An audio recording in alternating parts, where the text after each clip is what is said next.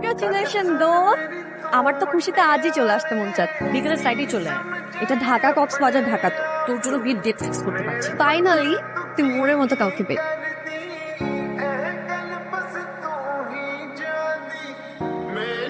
আমি কিভাবে তোকে কথাটা বলবো বুঝতে পারছি না। ছুটিটা উইথড্র করেছে, আগামী 2 মাসের ছুটি পাবো বলে মনে হয় না।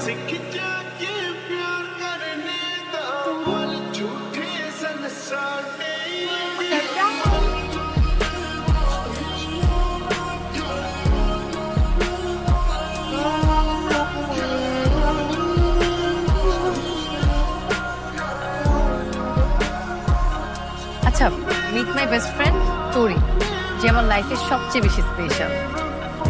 হাই। হাই। আমার একটা পার্সেল আসছে, কোনো গল্প কর। আপনার কোনো বেস্ট ফ্রেন্ড থেকে তার গল্প করেন। এবার তোকে আমি বিয়ে দিয়েই ছাড়বো। তানি কি বলছো এসব? তুমি যেটা শুনেছো সেটাই বল।